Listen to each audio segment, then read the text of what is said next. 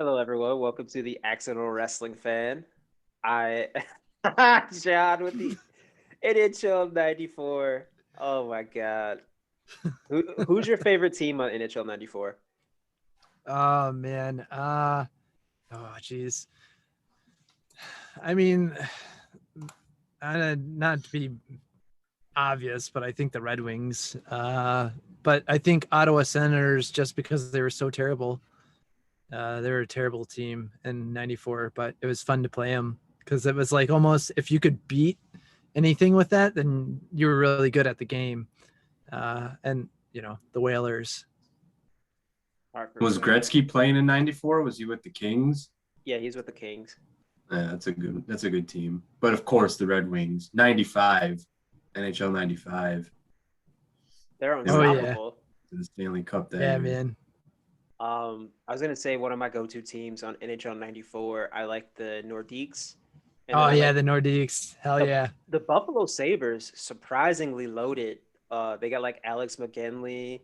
I want to say is Owen Nolan, was he on the Nordiques at the time? I think it's been a long time. I feel like I should know this, but um, the Buffalo Sabres are pretty loaded. Now, I don't want to go too deep into the NHL '94 rosters, but yeah, there are some guys on there that are like surprisingly really good. Like Dallas Drake is rated higher than Nick Lidstrom because he has like a higher fighting rating, I think.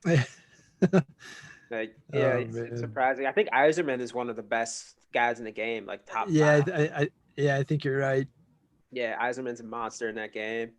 I forget who the best guy is overall. I want to say Gretzky.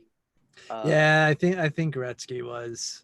yeah, but man, those games were so fun playing those as kids. Playing them as an adult, like even in my 20s with my friends living in.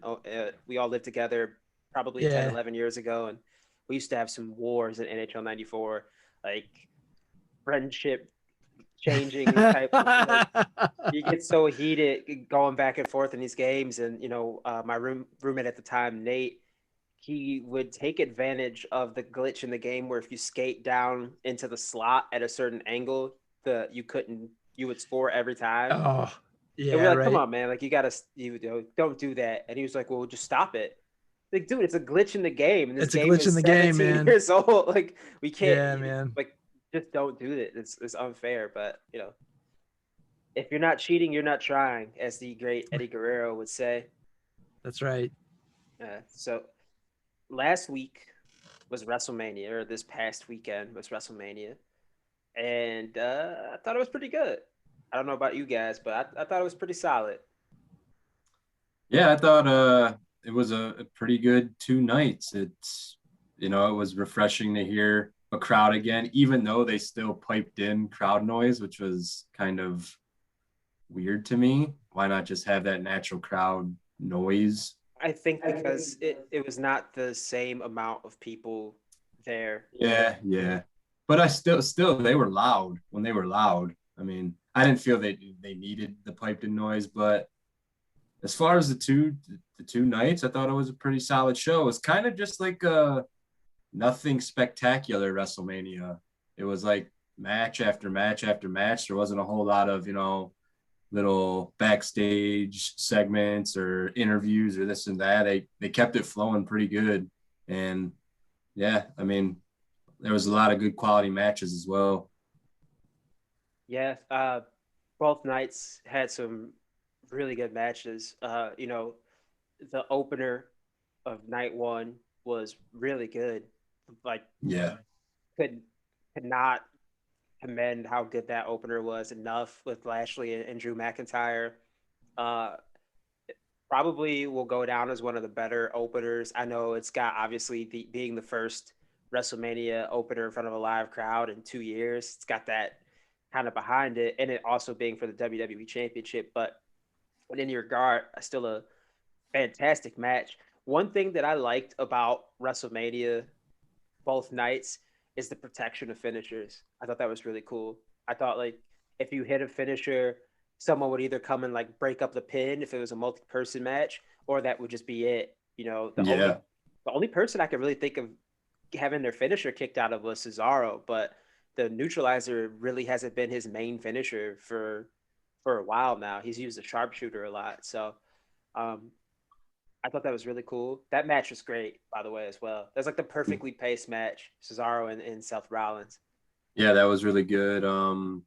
Back to night one though, like it, we're sitting there waiting for it, and of course it was delayed by weather, and we're all wondering like, wow, is it gonna happen? Is the weather gonna be that shitty and that bad? But it did happen. But like I was talking to John before you got on, they opened up the show. Vince comes out. I didn't like how they were all on the stage. I'll admit that. When Vince came out, said, "Oh, we're back," blah blah blah, and you got Edge and Roman Reigns right next to each other, and blah blah blah. I don't know. I thought that was kind of. I get why they did it, but from a kayfabe standpoint, it was like, why are you doing this? Yeah, I get why they did it too, but I wasn't a big fan either because like you had Rhea Ripley, who's supposed to be this monster heel, and then she's on stage crying. And I understand the emotions, and she was supposed to have this moment last year. She didn't get it, and she said in an interview that she looked over and saw Edge with tears in his eyes, and he turned and looked at her and winked, and that's when she started to break down. So I understand it, but it's kind of, I guess, jarring from a hardcore wrestling nerd's perspective of seeing everyone kind of just standing out there together when some of these people are supposed to be wanting to kill each other. But I get it, they put it all to the side for the good of the fans and the good of the company. But even oh, go ahead. I never really liked stuff like that. Even before like basketball or football games, I've never been into like the national anthem playing and all that. Like, we know what we're here for. Like, let's get right to it. I don't want all the pageantry and shit. Like, I want to get right to the action. Like, that's what I spent money for. I know what the national anthem sounds like. Like, I don't need to hear it again. Yeah. Like when you think about it, like when you actually think about it, it's just kind of really weird. Like, why? What's the point of this? Like, I mean, I'm just here for the event. I'll go to something political if I want to hear, the national anthem or whatever. Yeah, and I always thought it was weird too when the national anthem gets played and the event that you're at is featuring multiple international athletes and talents. Yeah, right. Yeah. It's like it's so weird because what was the main event of night one? Sasha and Bianca. Like I try to think of one of the bigger matches that had like night two is what I'm thinking of with Asuka and Rhea Ripley. Like, are they going to play their national anthems too? They're going to play the Australian and Japanese national anthems. I guess it's just always kind of weird that they only play the American national anthem. Like, if it's supposed to be this international event, they should play everybody. America's all that matters, brother. USA #1, love it or leave it. Yeah, so I guess there's no use of getting too bent out of shape about the national anthem. Although some people will get bent out of shape about the national anthem at sporting events, and that's all I'll say about that. Hey, I was gonna say, you know what? It was proper when Bret Hart would make them play "Oh Canada" every time back in the day. He was like, "Let's listen to a real national anthem," and then you'd make the audience listen to "Oh Canada." I'll give him that. I like that. No disrespect, but so many other countries have way cooler national anthems than us. Oh, for sure, man. The American national anthem does not slap whatsoever. Like, it is not a hype song. Man, you listen to the Russian national anthem? Oh, I know. It's crazy. Know. Like, that shit goes hard, man. Like, that shit makes me want to leg lock someone. Like, I feel like my knowledge of Sambo has gone through the roof when I hear the Russian national anthem. I hear the American national anthem. I just think of like some dorky guy in a powdered wig, like a flute or something. Like, I don't know, man. I'm gonna get some heat for that one. TAWF is not American. But back to that weather delay, did you pick up on when they were doing the backstage interviews? Like, okay, we got to do something to kill time, waiting for this weather to pass. And when they're doing the backstage interviews, you can tell it wasn't scripted. You could tell they were just shooting from the hip. And I caught on to, like, they were having a hard time like just going off the top of their head because they're probably so used to a script being thrown out there and just saying, hey, cut a promo. It seemed like a lot of them didn't handle it very well. Some of them did. Drew McIntyre didn't do too bad, but some of them it was like an awkward. Yeah, I think it flustered some of them because they probably weren't mentally prepared to have to do a promo. I got to imagine that part of the mandate that was passed down to the talent was we're going to really focus heavily on the in-ring action because this is something people really, really want to see. So we're not going to do a ton of promo stuff because they really only did some video packages. The only out of ring stuff I could think of was the stuff with Titus and Hulk, right? Yeah. Or Terry. So yeah, I could see why some people would be kind of flustered. You're kind of mentally prepared that all you got to focus on is your performance in the ring. So some people probably throw them for a loop. I wonder know, why. I wonder why Vince like started it. If he knew, I mean, they knew the weather was gonna be shitty for that. I don't know, 20 minutes or whatever. Why not just wait? I would have had either some video packages play or even play clips from old WrestleManias. Hey, we're going through a weather delay. We're gonna play some old clips from WrestleMania. You know, some of the great memories from Mania's past, and we'll get the show started as soon as we can. Obviously, we're in Florida in the middle of April, so we got some weather going on. I'm sure people Yeah, will be very understanding of that. But yeah, some of the promos were kind of awkward. yeah, that's what I mean, again, it was out of nowhere, but at the same time, they knew that that weather was bad. So, like you said, why not just play some video packages of the matches for that night or something like that? I mean, I wouldn't have been offended. I know it's, shitty weather and it needs to pass to get the show on the road. So, other than that, it was good. What do you think was the best match of each night? The best match of each night. The best match for night one was, man, there's three that really stand out. The opener, Steph and Cesaro, and then Bianca and Sasha. Bianca and Sasha was really fucking good. It was really good. Um, like everything was on the money. Like, all their spots was great. The finish was great. The crowd went nuts for Bianca's win. You know, I gotta lean towards that. I think that was the best match of night one. And then my match for night two, um, I going into it, I was suspecting it would be Sammy and KO, but I think the triple threat was incredible. Best triple Yeah, threat match of all time. it was definitely the best match of the two nights. It was the best. It was better than Walter Champa. It Yeah, was like the crazy. perfect match. It was Yeah. like the perfect triple threat match. They executed everything they wanted to do perfectly. It was great. Great Y- match. Yeah, I couldn't even be mad that Roman won at the end. Like I feel like it got the vibe where people were like pissed. It was like, damn, Roman is a monster. Like you couldn't. You're like, who the fuck is gonna beat this guy? Because he stacked Bryan and Edge on top of each other and pinned them at the same time. Like he looked the strongest he's looked in years. Yeah. Like the whole structure of the match, the storytelling, all the spots, everything was perfect. Yeah, it was great. Yeah. So I'm curious what they're gonna do tomorrow because uh, during the crazy ass headbutt crossface spot where Bryan and Edge were headbutting each other, Roman was tapping out, but no one noticed. Well, people noticed, but I don't think the commentary really said anything about it. I have to go back and look because it's so crazy that Edge and Bryan, a guy with a history of head injuries and a guy a history of neck injuries, are just headbutting the shit out of each other. I And didn't notice it until you pointed it out. yeah, And I think that's what they meant, how they meant it yeah, to I think that be. was the case.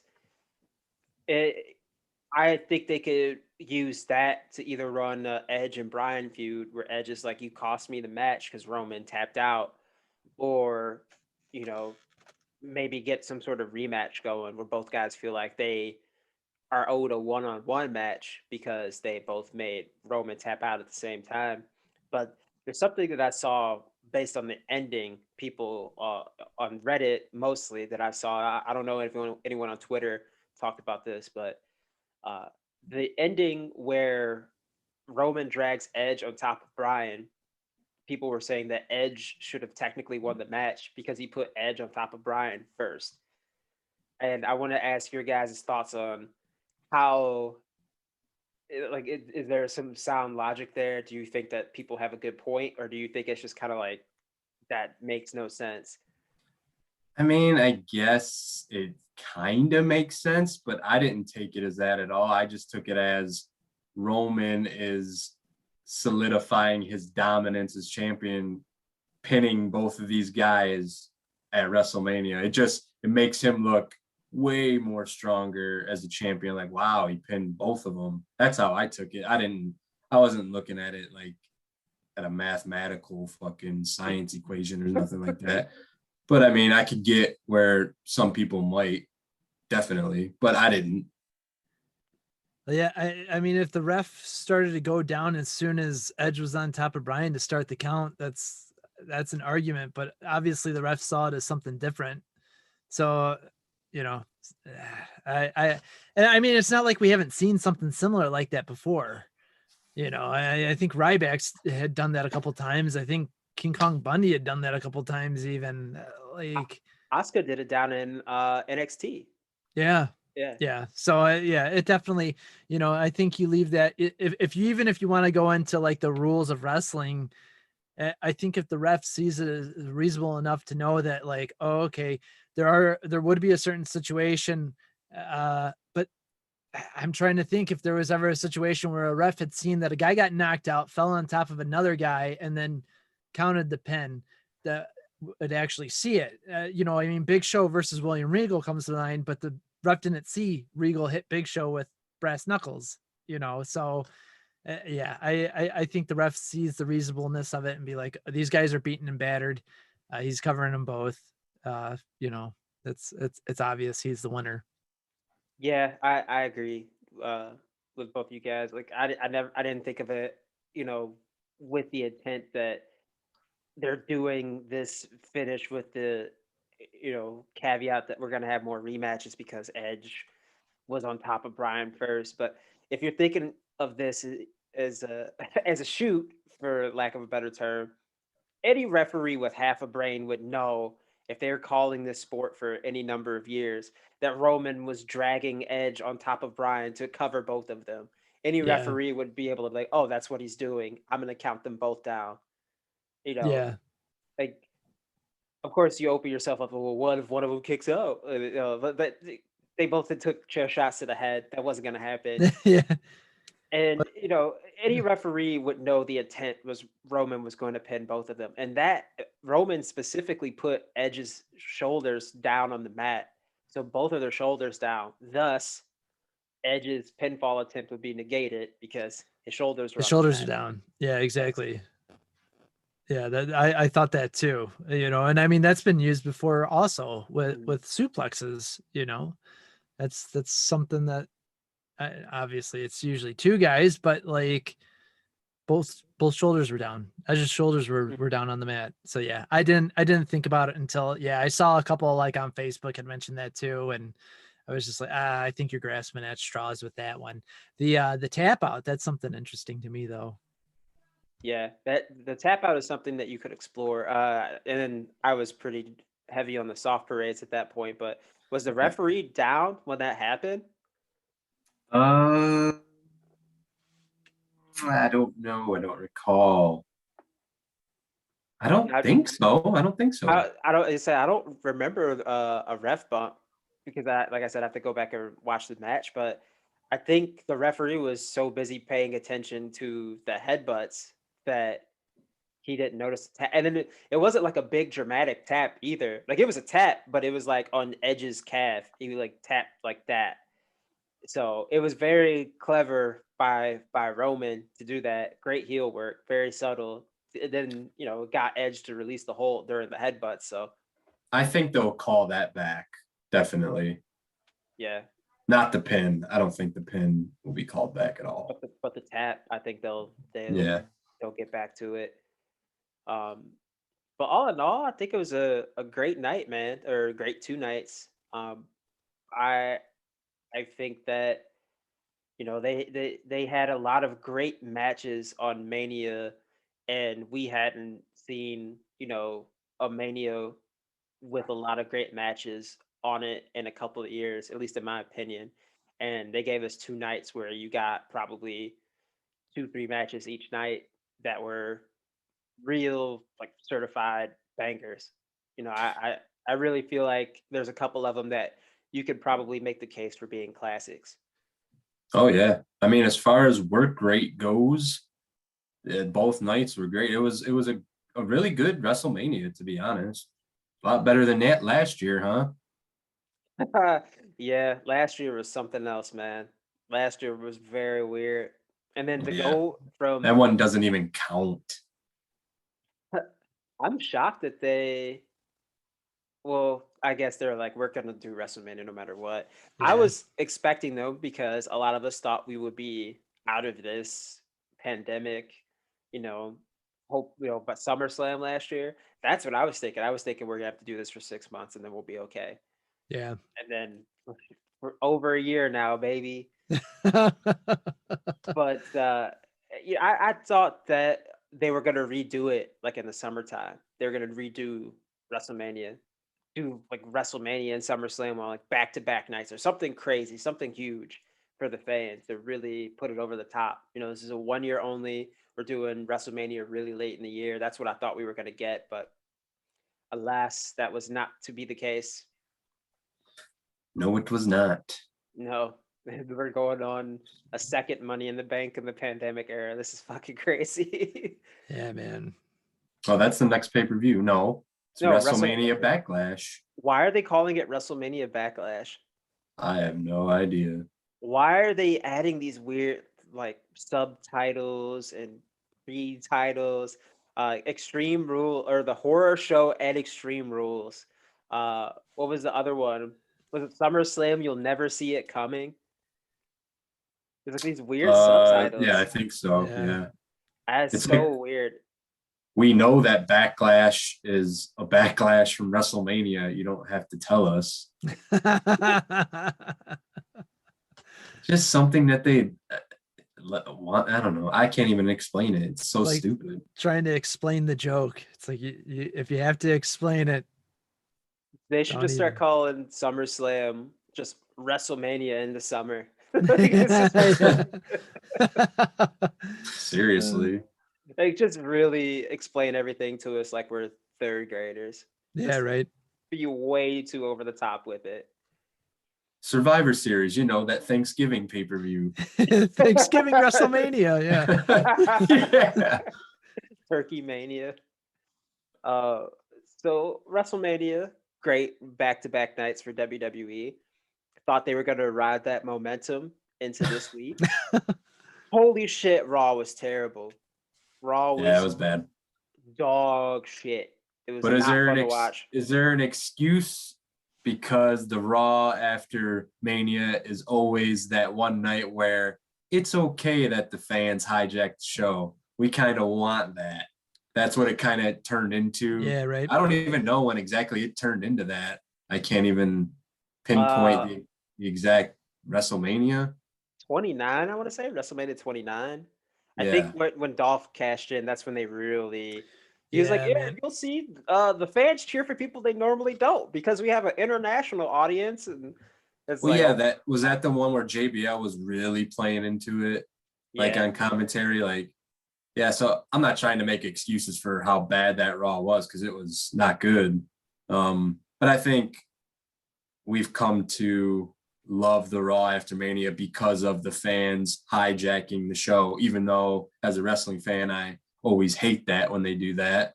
But Yeah. that one night is like, oh well, it's okay. They get a pass. Yeah, it always does feel like the start of the new season of wrestling. Like, and so I Yeah. think that's just it. The hype with everyone. Everyone can't wait until this new weird wrestling calendar year of the start. And everyone's just hyped up, excited. And you hope that plays out through the rest of the year. But things obviously changed within a couple months or whatnot. But yeah, not to have that hype is just kind of sad. Like it's your favorite show, and it's going on the 7th season, and you're going, oh man, by now they should just end the show, please. Not saying that WWE should end the show, but like, I mean, that's the disappointment that I can equate it to. It's just like, man, you're waiting for that. You're waiting for that moment. And when it doesn't happen, when it doesn't deliver, it's just kind of, I don't know, the wind gets taken out of your sails. Yeah. This start of the, 2021, 2022 WWE season is kind of crazy because it's like, what if we started the season, but our teams just cut a bunch of really good players, or a TV show was just like, hey, we killed off like 6 people Yeah, coming into man. this season. Yeah, that's what happened because a year to last year's cut, a year to the day of last year's cuts, that's about 10 people were released from WWE. And I'll go through those names real quick. Samoa Joe, Billy Kay and Peyton Royce, formerly the Iconics, Mickie James, Chelsea Green, Tucker Knight, Heavy Machinery, Kalisto, Lucha House Party, Mojo Rowley, Wesley Blake, formerly of the Forgotten Sons, and then the Lone. What did Baron Corbin call them? Like the Lone Wolves, fucking henchmen or some shit. Something like that. Yeah. And then Bo Dallas. Bo Dallas hasn't been on TV for almost 2 years. His last appearance was Crown Jewel of 2019. That's crazy, man. Did you hear the conspiracy that he was actually in the Fiend costume at WrestleMania? Yeah. Because it didn't look like Bray for some odd reason, because he looked not fat, I guess. No, that's weird. I mean, because he Yeah. was wearing, like, Bray had a different vest on, but also Bray's gotten pretty beefy. Like, he's pretty jacked now. Yeah. Yeah. So I don't know. Maybe that's why they thought it Yeah. was. I read it on Twitter. I don't Yeah. know how big of a conspiracy it was, but I did see some people. Is that a Oh, tongue yeah, in man, cheek me thing too. because Bo Dallas is a big conspiracy guy? Maybe. Yeah. Huge conspiracy guy. From his appearance, I think it was at Talk is Jericho, where he talked about all his conspiracies. Oh yeah. I think so. Uh, I um, forgot all about that. You're right. So I guess what I want to do here is just kind of go through this list of everyone that's been released so far and just uh, kind of book the territory, so to speak, and see where you think they end up at. So I guess we just, as I name names, you just throw out where you think they're going to go. Samoa Joe. Oh man, I feel like Joe is gonna have one of those contracts like Moxley, where he can just basically show up wherever he wants. Be kind of cool if you went back to ROH, just even helped out backstage or something like that. Like had some sort of role where he could help out with them. I wouldn't be surprised if I saw him make an appearance in Impact. I really think like he's gonna make a lot of money if he wants to because of this. Yeah, I was kind of shocked when I heard his name because I didn't see that one coming. When I heard it, I guess I figured, well, maybe his injury is, way worse than he's letting on or something like that. But he I guess he still wants to wrestle, correct? Yep. He still thinks he can go. And has he been cleared for a while now? No, he hasn't been cleared according to Sean Ross Sapp of Now, Fightful. is that just by WWE's doctors? Yeah, WWE's doctors wouldn't clear him, but he and Mickie James were both very vocal about still wanting to wrestle. Yeah. They felt like that they still had a lot to offer, and I agree. I do feel like both of them still have a lot to offer in the ring because, in wrestling, you can still have a good run and be old. You can still be productive. It's not like actual sports where when you turn 35, like the clock is really truly ticking, no matter what sport you're playing. But I feel like Joe especially working at a place like ROH or Impact or any places where he could still have good matches, but not have to do it all the time, where he has more time to rest his body in between big matches. I think that's going to prolong his career.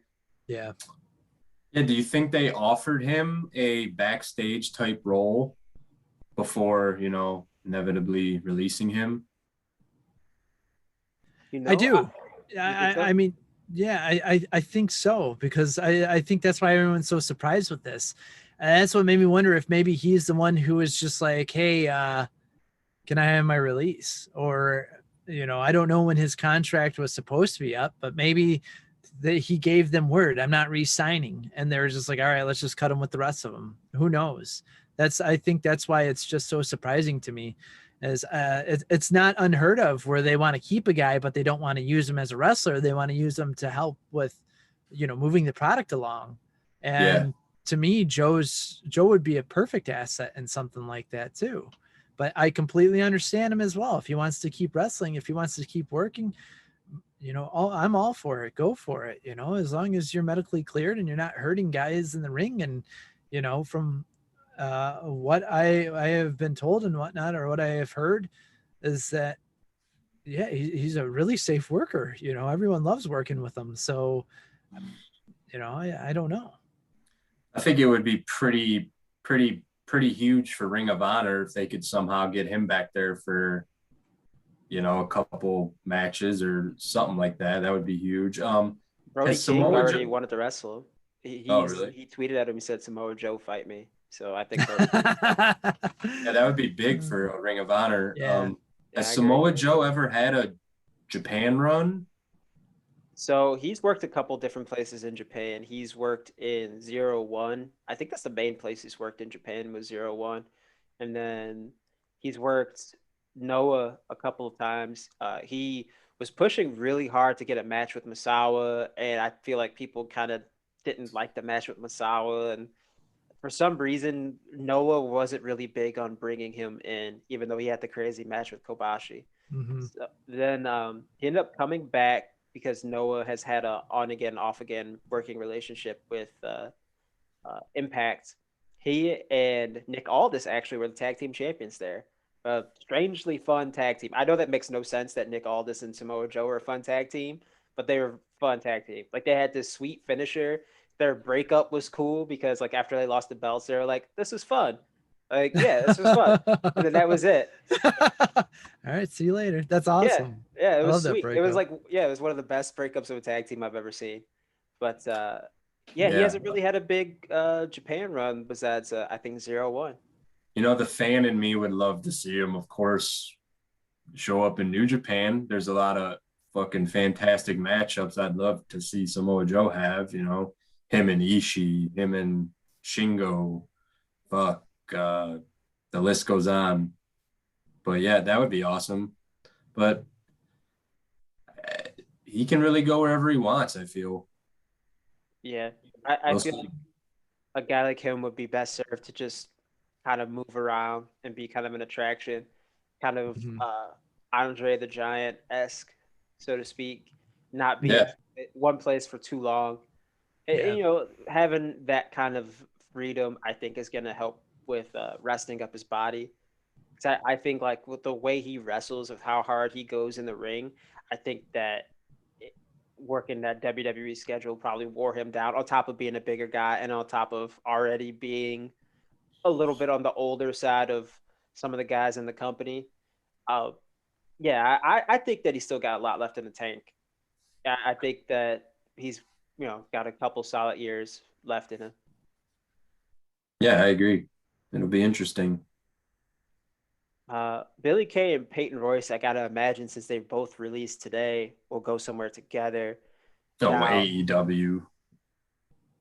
So AEW makes sense because Peyton's husband is in Pinnacle. Yeah. I could see both of them, or at least Peyton, joining Pinnacle. But if they wrestle together, it would make sense for them to go to Impact because they could be a tag team there. Yeah. That was my thoughts. Impact right away. I don't know why, but it just, to me, it seems like it would be a good fit. I wouldn't be surprised if they showed up there. And Impact right now is they're making strides. They're doing what constantly a lot of people have not expected of them, and they just seem to be doing better, and they're picking up some good names. So yeah, I for whatever reason feel like they would be a good fit with Impact. Now, nobody released today has to wait 90 days, or do they? I think everyone released today would have to wait 90 days unless they opted out of their 90 days. You're allowed to say, I don't want the 90 days. I'm just going to wrestle, which Yeah, is what some people have done. Deonna Purrazzo did not wait for her 90 days. Colt Why would Cabana, anybody wait for their 90 days? I don't get it. the money, the it's money. guaranteed. Yeah. Oh, okay. Okay. Yeah, there are people who just want to bank that money for 3 months and then go do what they got to do. But a lot of people like Colt Cabana, Deonna Purrazzo, they kind of gamble on themselves and say, "Fuck it, I'm not gonna wait to collect all that money. I'm gonna go start wrestling now and capitalize on that buzz." I think Colt Cabana was one of the best cases of that because he started doing that podcast.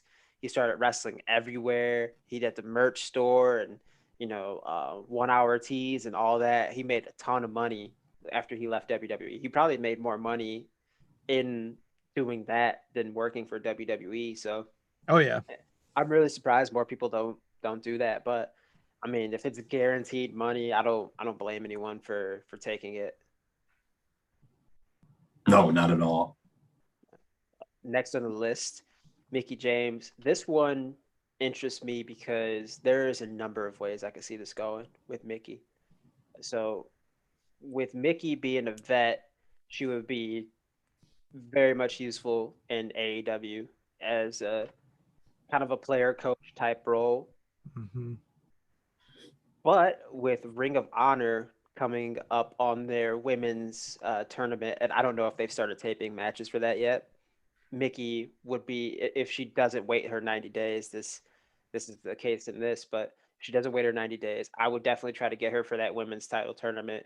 Maybe even think about putting the belt on her because a lot of the women's divisions are kind of log jam with talent right now in all the promotions, the main promotions in America, except for ROH.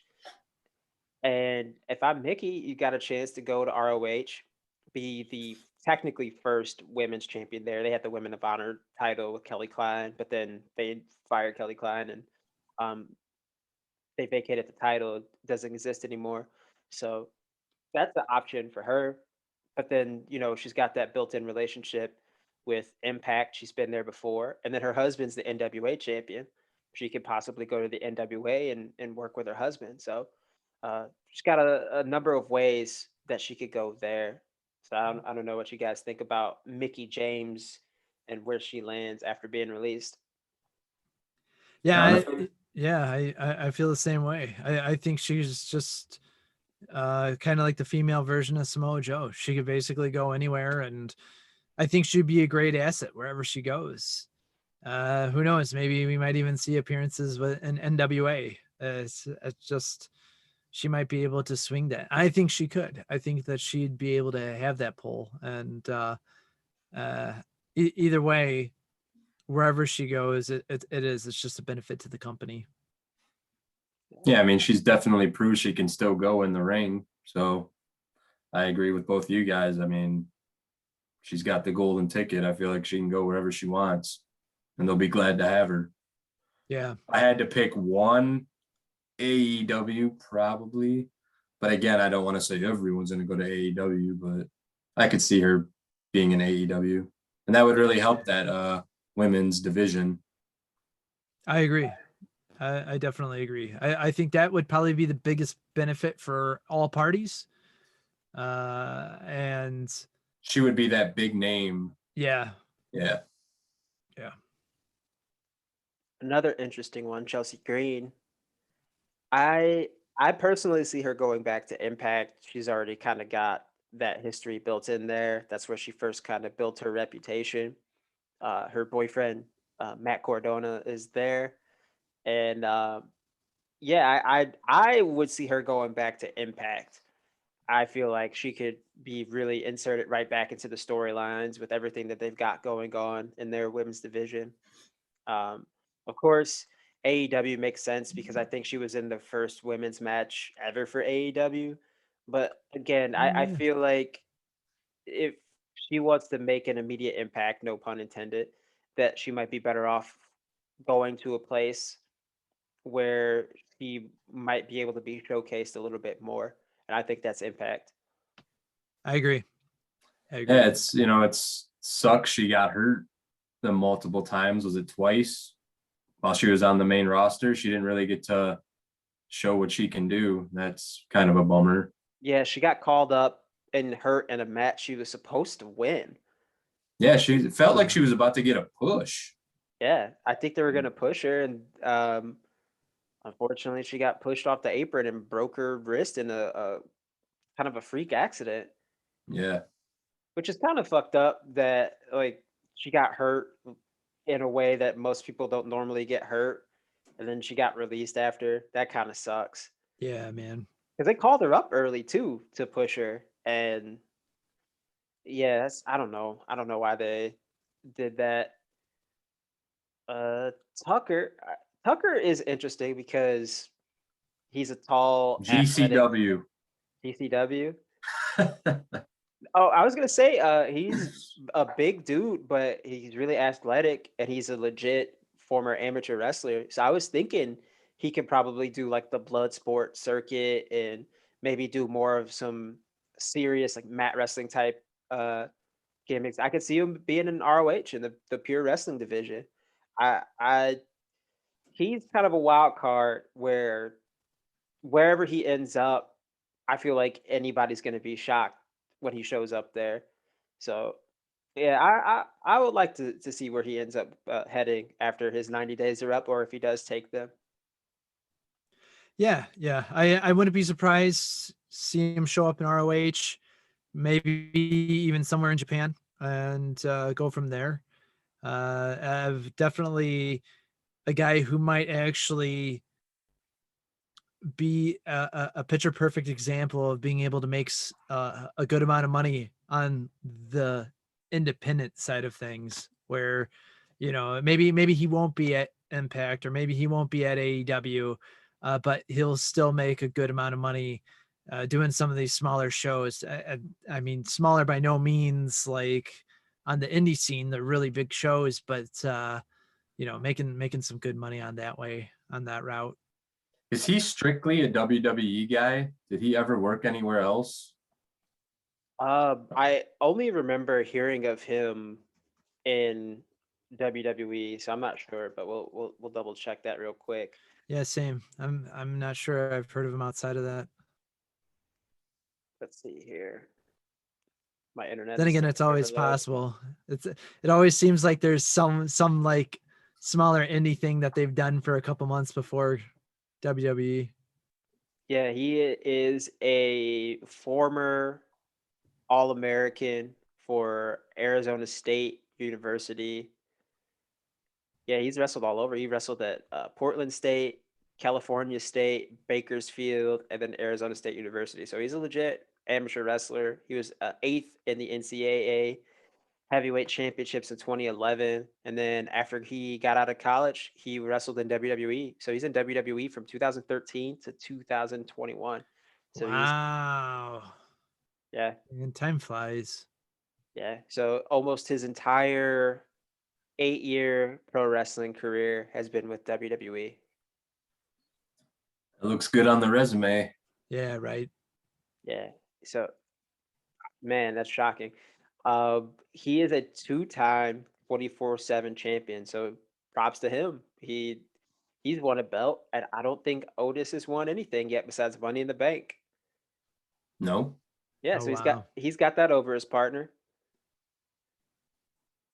Let's see who is next on our list. If I can find my damn notes. Kalisto, another interesting one because he could go a lot of different places. Uh, ROH, uh, Japan, definitely because he's got some history there. Samurai de Soul. Um, CMLL or any of those?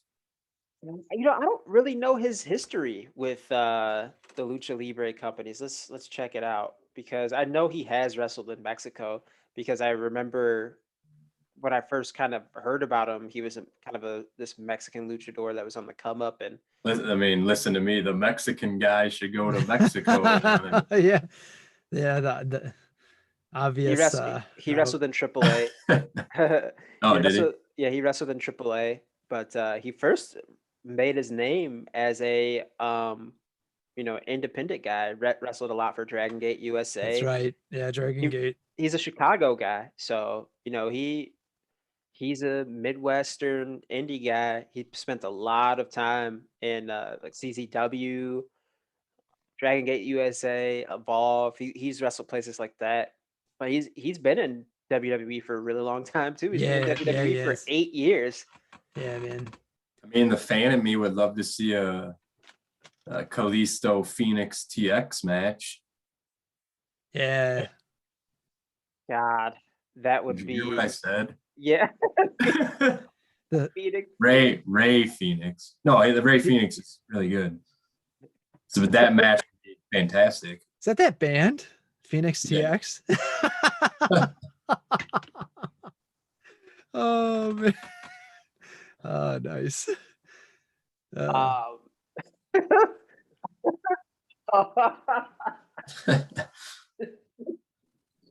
Sorry. No, Phoenix TX is gonna Sue come out. us? No, Are they Yeah, a band anymore? I don't think so. Man, What was their that's the hit? What throwback. was the Phoenix That's what, TX did they hit? threesome? Was that one of their songs? I think so. uh, It's not all I got is time, right? Is that them? I don't recall. Oh my gosh, I had their album. Maybe their sophomore album. All My Fault was All My Fault. Yeah, All My Fault. that's the one. Yeah, Phoenix TX. Oh my god, Hey, nice, nice throwback. one of their drummers is named Damon. Oh man. Yeah, Damon All De right. La Paz. Anyway, um, Kalisto could go a lot of places, so I agree with that. MLW. Man, I forget about MLW. You know, when you said Chicago, it just popped in my head. I just was like, oh Samoa yeah, I totally Joe. forgot. Samoa Joe and Jacob Fatu. Give There me you it. go. Let's fucking Bro, go. Yeah, man. that would be out of Put the fucking control. MLW belt on Samoa Joe. That'd be That would sweet. be big time. That'd be sweet. I think I that forgot about MLW. I think that would help them. Like, I mean, you know, I think they're doing great on their own, but like, you know, it doesn't hurt to have a name like Samoa Joe with them.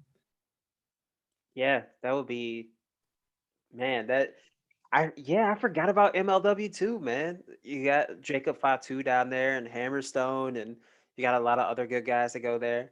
Then did we even mention that Joe could go back to Impact? Yeah. Okay, I'd say yeah. Well, John mentioned it. Okay, yeah. So yeah, I could definitely see him doing that.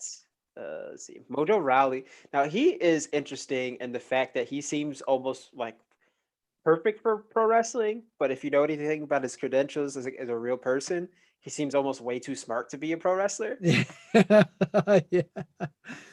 Yeah, man. Like he seems like he could just be a personality and just do like guest speaking and television right. appearances. Like he doesn't. This guy could probably still be famous and not have to take a bump ever again. Yeah, I agree. I was just thinking that it was funny when you're naming people off the list. Like I was literally thinking, is there anyone on this list where they could still be successful outside of wrestling, where it wouldn't be a surprise if we saw them do something else?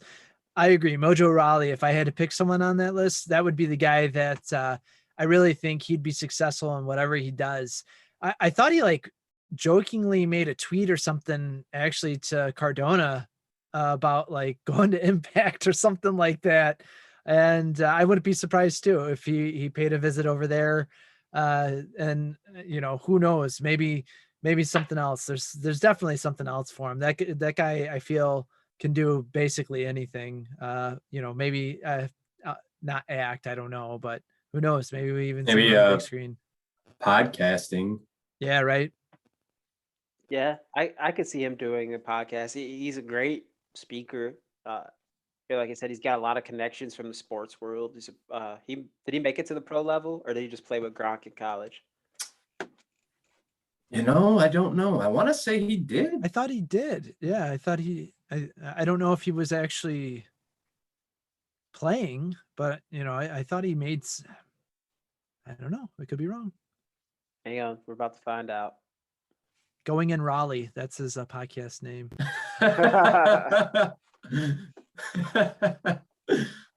Yeah, he made it to. Did he play for Green Bay?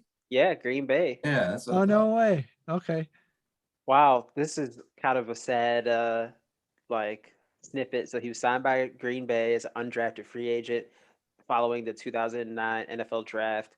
He earned his contract on a tryout basis, being one of 3 players signed out of 25 trying out for the team. He was the only player on the depth chart listed at both defensive end and nose guard.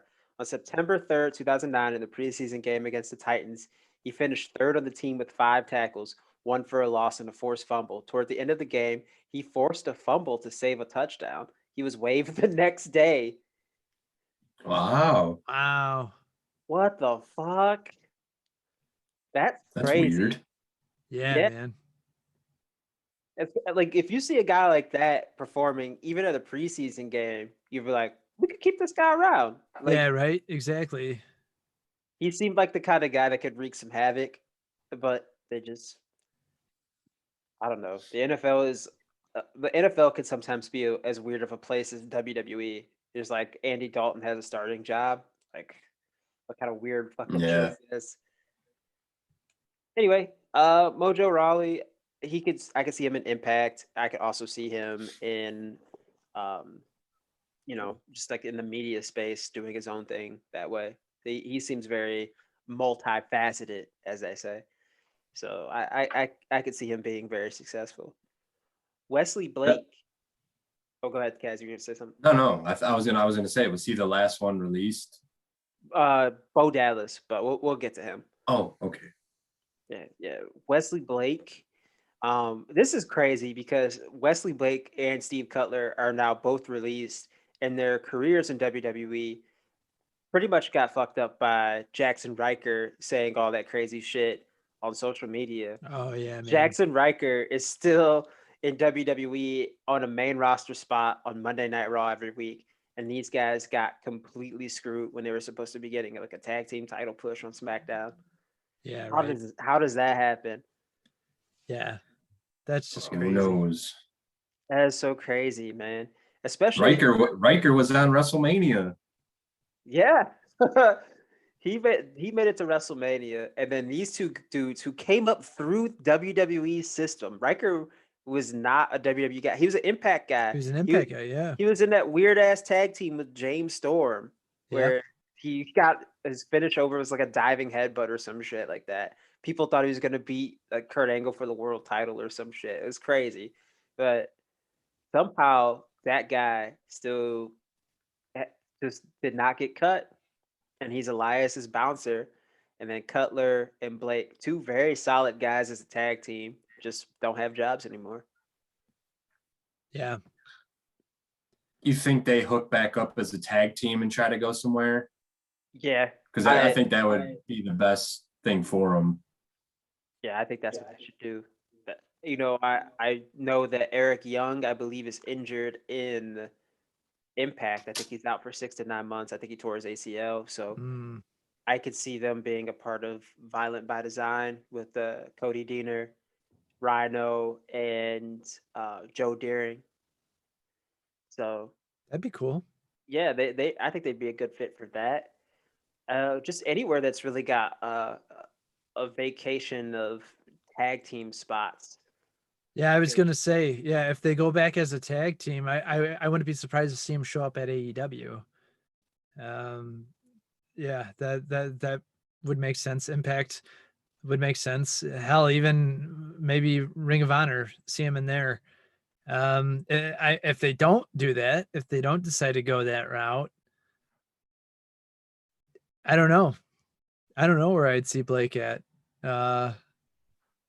I could see him basically doing whatever, traveling wherever, and being a part of some decent shows.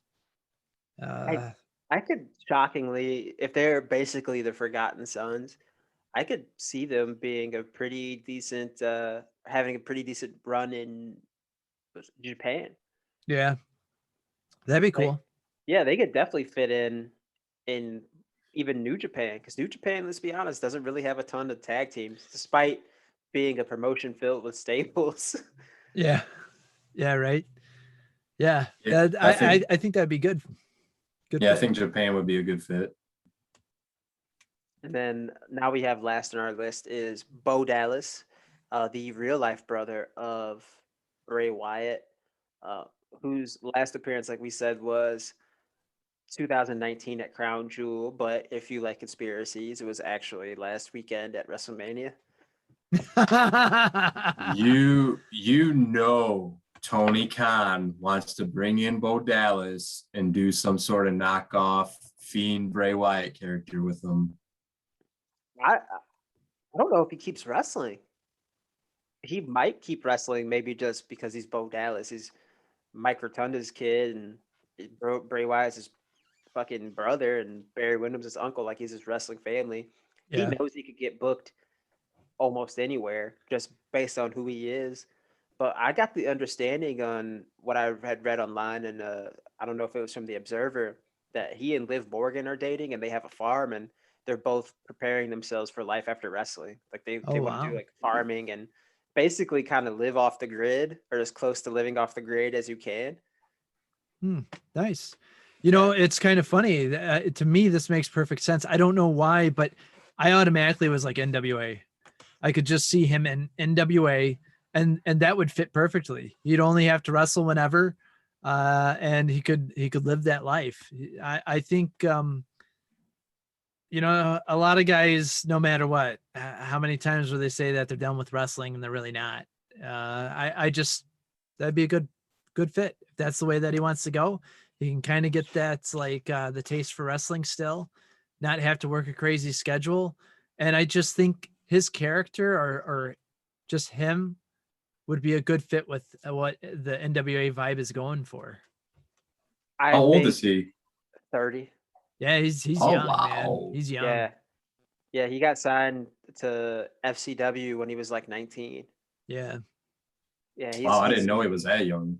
yeah, it blows my mind because I remember when I first heard about him, he was 2 years younger than I am. So yeah, 1991, this is his birthday. And yeah, I think he's leaving money on the table if he doesn't keep wrestling, because Joe Hennick is still out there, and they could make some money as a tag team. Oh, for sure. Could you imagine that? That'd be great. That'd be Yeah. kind of exciting to see that, like to have them pop up wherever. I'd like to see them in Japan if they were a tag team too. I think that would be really cool. Yeah, and you could play off the whole B team thing, and they could be the A team or the C team or something like Yeah. that. Like, there's all kinds of things you could do with that. I feel like, although I haven't heard of Joe Hennick wrestling anywhere, I just feel like that's something that could make some good money out of a couple Oh, months as a run as a tag team. Yeah. that's money. That's Mhm. a license to print money. That would be huge wherever. Yeah. Yeah. I didn't Um, even think of that. That's a good idea. so that's all the lists that I have so far, but I'm sure more cuts will be coming. Something that was kind of wacky to me, that Ross Sat from Fightful reported, was that uh, a number of these people that were released had been assured that they weren't going to be released. They were told to their face that they weren't going to lose their job, and then they got called by Johnny Ace that they were going to lose their job. And It's it's shit like that that makes me really push for a wrestlers union, because mhm. it's like, well, if something had to have happened, like maybe it wasn't all of them, maybe one person even, but like the fact that is even talked about, like, and we're not really that surprised about it. It's just where's the protection with it? It's just that's crazy. Any other job, like, you're definitely going to court on that. oh, hey, they said I wasn't going to be released. And, I'm not saying that they'd win in court, but I bet you they'd have a nice settlement. So, Yeah. I mean, in a roundabout way, that's kind of what happened to me last year. They kept telling me because I kept asking about it. Oh, you'll be okay. Don't worry about it. I'm sure you'll get your offer sent to you early next week.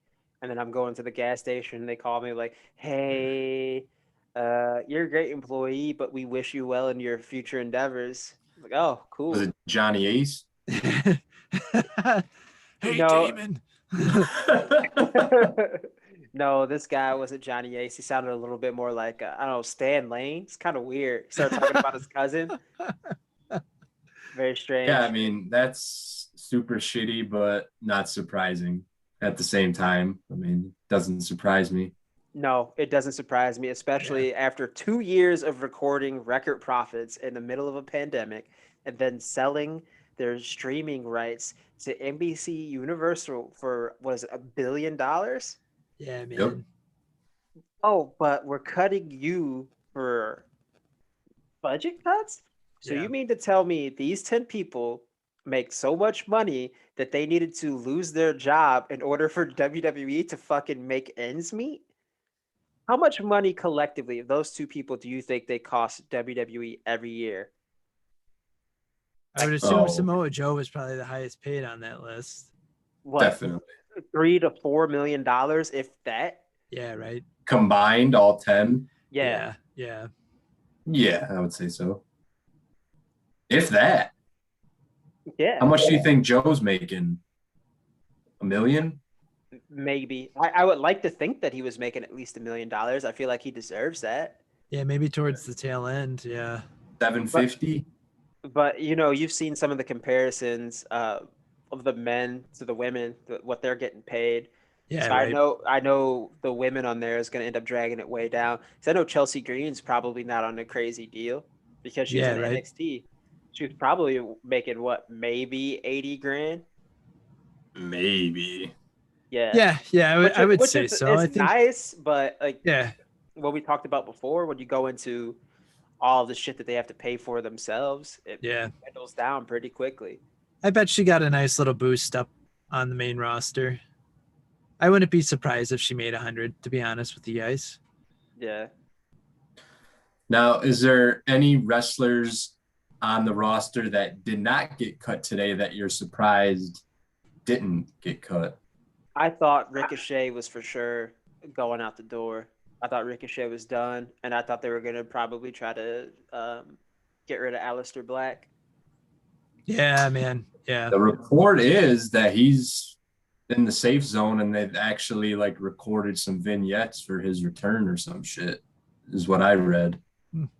Yeah, I also read kind of a fantasy booking thing that he was the one behind Alexa Bliss turning on the Fiend because she came up sitting like him and all of her gear looked like pentagrams. It looked like stuff that he would wear.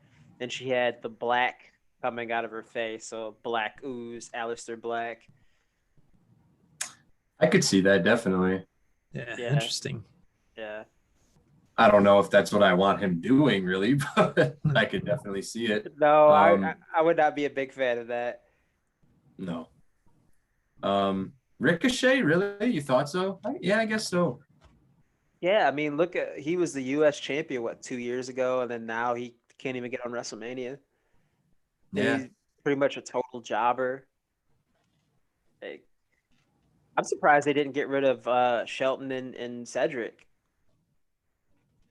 People would have freaked though. Yeah, right. I think people would have freaked out though after everything that happened with the Hurt Business. Yeah. Oh my God. This is kind of off topic, but do you remember the promo Matt Riddle cut when he was backstage with Asuka and he fucked up? Yeah. Okay, since then, he has been absolutely booked to look like shit. He lost his U.S. championship and then got absolutely demolished by Lashley on Monday. Do you think he's like getting punished for that?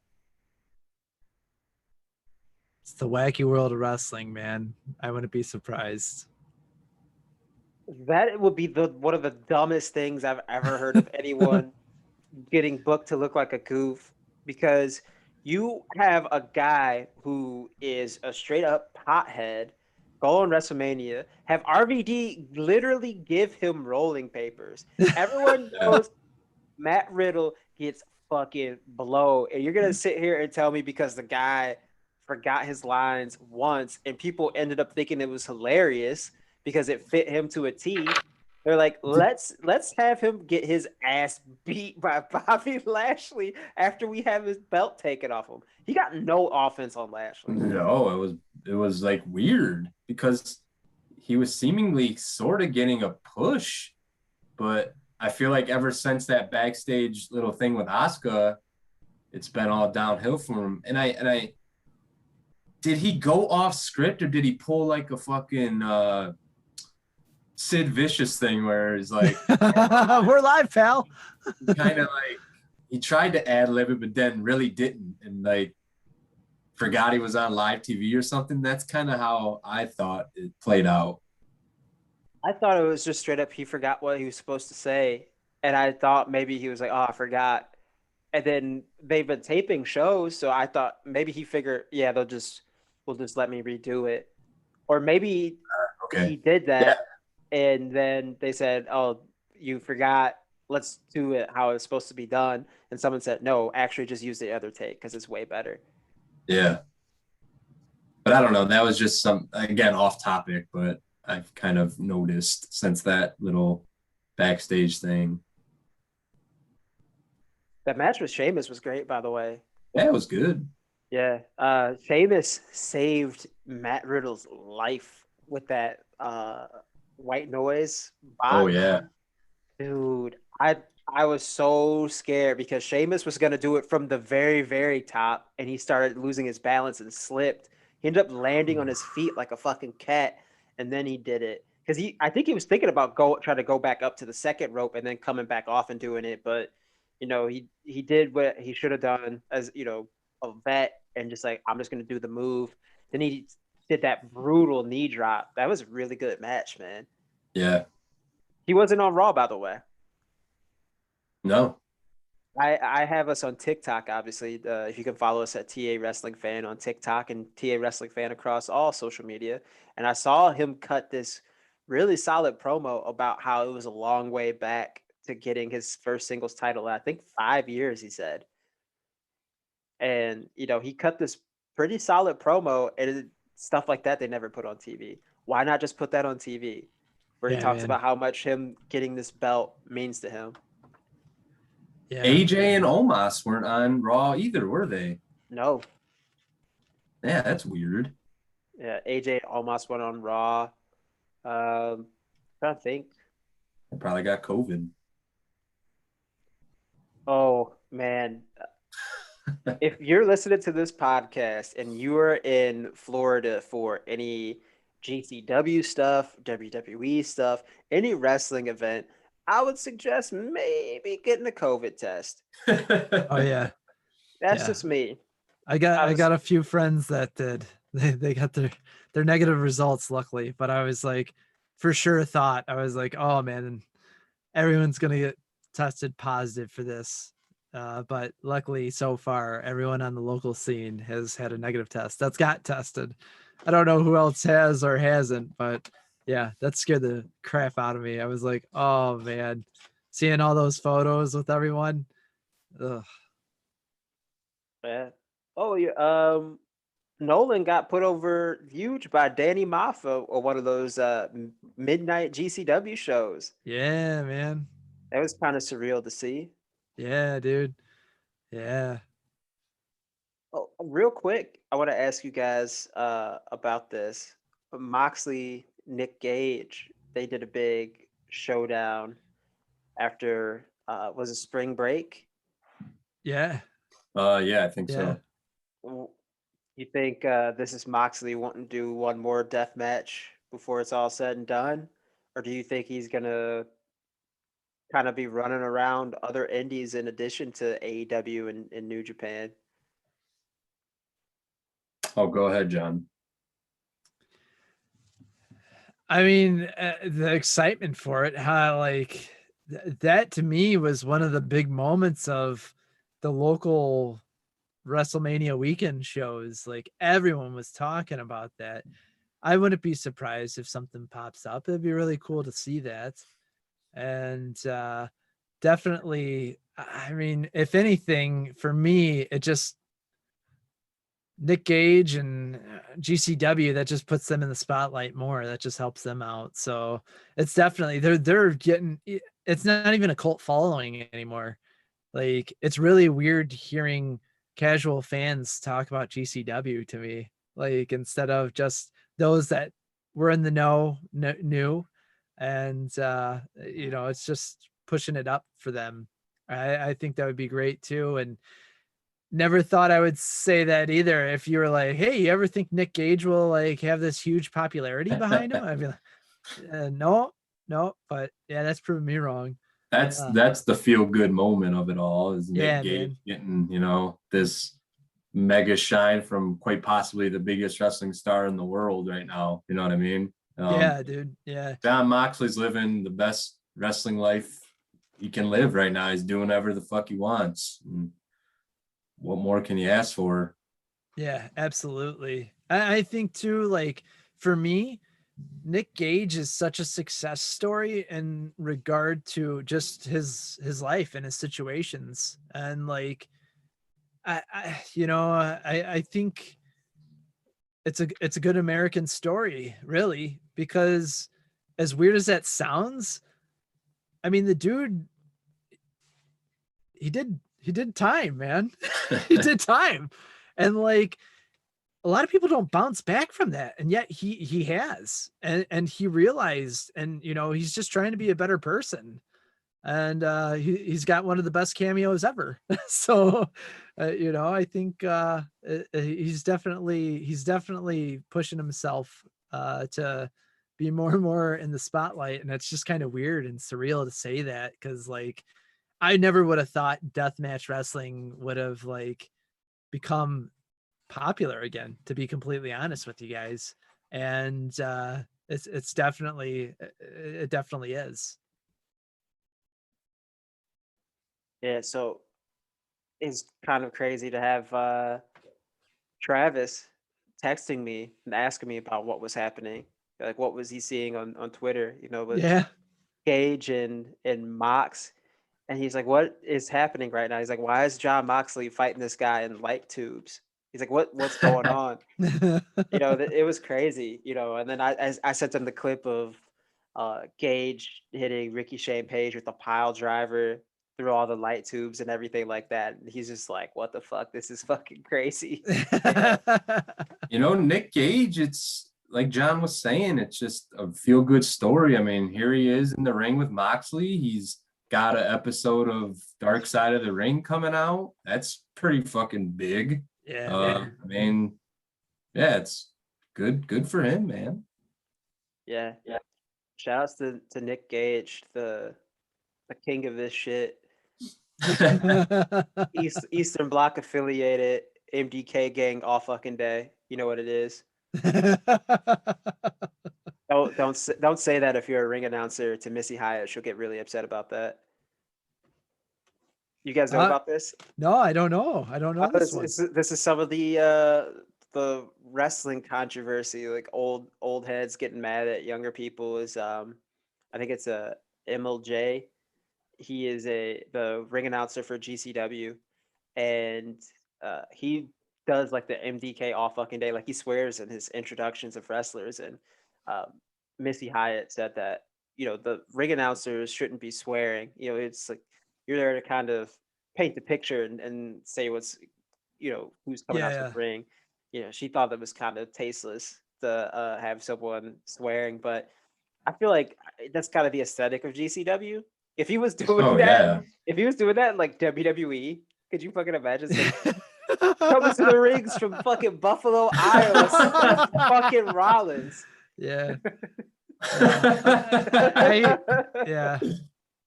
I don't know. It fits some areas, right? Like it just does. I know with doing commentary on some of the shows, like some people are like, yeah, man, why don't you just swear? Cause I was like, cause everyone else on the show swears. Like, what's the point of me as the commentator and swearing when like everyone else is doing it? So like, I understand, but I don't know. Some of it fits, so Swearing for me, for commentators, I feel like is kind of a, I don't want to say catch 22, but it's a fine line. I feel like if you're gonna swear, like it should really mean something. I It agree. Yeah, it it absolutely. it, it kind of throws me off a little bit when I'm watching the indie show and the commentators are like, "Holy shit, what a fucking brain buster!" I know, man. I I'm like, know. "Whoa, dude! Like, I don't want to hear that." Like, Yeah. it's funny. I don't want to hear that 32-year-old man who swears all the time on a wrestling podcast, but Well, it like I it, said, it's it weird. takes you out of it sometimes. Yeah, Like you see something crazy and you're thinking, "Holy fuck, that was crazy." I don't want the announcer to actually say, "Yeah, dude, that was actually fucking crazy." yeah, You know what I man. mean? Yeah. Like it's just weird. No, yeah, I'm in the same boat. I agree. That's why, like, if there was a moment, I think maybe the worst thing I ever said was like, "Holy shit!" And to me, that was powerful because I don't swear. Mm. Maybe I'll say "damn" or something while on commentary, but besides saying repeating what the crowd says about like twisting a dude's dick just because that's funny. But even sometimes I was like, Yeah, if you're gonna do it, make it mean something. yeah, Like holy shit. yeah. Yeah. But also don't do holy bleep like Morrow did. Oh yeah, I know. Yeah, exactly. Yeah, yeah. No, it's I guess no. If it's the product, it's the product, right? But like, I don't know. Everyone I guess has to be in agreement with it. Like does it add to it or does it take away from it? And if you're the ring announcer in that case, like to me that adds to it just because of his character. And even so, I think it'd be even funnier if like you have a ring announcer that doesn't swear and Nick Gage is like, no, you gotta swear for my entrance. So like, could you imagine? I'm like serious this whole time, and then Nick Cage is like, no, fuck, man, I'm not coming out until you actually say it. And I go, all right, and then bust it out. Dude, I'm still cracking up over the Seth Rollins thing. That was fucking hilarious. Oh my god. Well shit, man. Anything else you guys got before we wrap this up? Spay neuter your pets. Better Yes. your pets. Um I'll get vaccinated, bro, so I can go and hang out with my people again. Yeah, yeah. I'm missing wrestling, like commentary, bumping. I miss it. So please, for me. Yeah. Also, head on over to tpublic, tee.pub/lic/DDT shirts, all lowercase. Uh, you will be seeing a very cool wave of designs. Well, it's one design, but it's a bunch of different colors. It's all related to Michigan sports, Detroit sports. I'm sure you'll all really enjoy that. So I hope you purchase it. That would mean a lot to me. Even if you bought a sticker, buy a phone case. That would be very, very, very near and dear to my heart. Also very near and dear to my wallet. I would really appreciate that. I got puppies I gotta put through obedience school, man. So, just you gotta help a brother out. But Yeah, it's gotta do another shirt like Heath's. I got kids. I got puppies. um I want to show and I, in my head, want this to become a weekly segment, but I know it's not going to be a weekly segment because I'm going to forget to do it every time. But this wrestling tweet of the week that I want to read to you guys comes from at Justin underscore SOFOK. And this is about Anthony Agogo's wrestling debut. Anthony Agogo is a former boxer, Olympian boxer, 2012 bronze medalist. and he had his professional wrestling debut where he won with a liver punch, like Boss Rutan. And Justin said Mauro Ranallo is throwing chairs through the windows in his home over not being at AEW to say, "Wake me up before you a go." Oh, I know that would be the line too. Oh yeah. man. Wake me up before you a go. Mama mia. Oh man. Oh, yes. We could do an entire podcast about some of the insane pop culture references that Mauro's made. Like yes. you could probably just do a segment where we say like, did Mauro say this or did we just make this up? Oh, that's hilarious. I like that. I like this tweet of the week thing. Yeah, man. We It's a used to good do one. it back in the day, man. Yeah, yeah. Oh, really? Sheik Yeah. tweet of the week. don't remember. Iron Sheik tweet of the week. Yeah, this is back in the day, like episode 5, single digits episodes. Yeah, man. We don't keep track of them anymore, thank God. Yeah. Over 300, over 400 now. Yeah. Something. We Maybe have a we'll lot. combined with all the mini casts and then the ill-fated TAWF clean. The TAWF clean, yeah. Yeah. Not our best. Not our best work. No, we really limited ourselves. That was We tried, man. that was We my tried. fault because I knew that if you had more clean content, it was more likely to try to get advertising and sponsors. Oh, yeah. No, we all agreed on it though. Yeah, we were trying something new, and for a little bit there, it caught on, but then that took away. Like the diehards were like, "What's wrong with you guys? We missed TAWF. You sellouts." Yeah, my bad. There's a lot of bad ideas I've had while doing this podcast for almost a decade. It's bound to happen. Oh my God, man. You're right. It's actually a very clever idea at the time. Oh yeah, absolutely. Didn't work out. Absolutely. It just didn't work out. Yeah. Clever. By clever, do you mean I just shamelessly stole the idea from Steve Austin doing an Unleashed Uncensored podcast? Yeah. It's very clever. Hey man, it was happening all over. It wasn't just us. It wasn't just Steve Austin. A lot of people were censoring. We were trying to please both crowds. Yeah, and it's weird too. Sometimes you'll be watching something on YouTube. Like I was watching the Perk Angle Deadlock clip earlier today. That's just another wrestling podcast. Are we doing that thing, by the way, where we don't mention other wrestling podcasts? I know Lito I think does we're that. past that now. I know Lito doesn't does matter. that. I've never been like that. I don't. I always thought it was weird to like Share the wealth. Yeah, it's who cares, You scratch my back, I'll scratch yours. Yeah, shout outs to Deadlock, man. I fuck with that podcast. I think they're funny guys, and they were censoring some of the stuff in their video, but one guy straight up says, "Oh shit," they didn't censor that one, so I don't know. Censorship is weird. Yeah. You can't handle swearing, man. Go find a different hobby. I don't know. It's just weird that people get all weird about swearing. Yeah. But life is hard, man. What can you do? Fuck your chin, brother. I was gonna say tuck your fucking chin, but that works too. Fuck your chin. That sounds like some fucking Russian shit talking. Sounds like something Klitschko said to Shannon Briggs. I'll taste my PPP.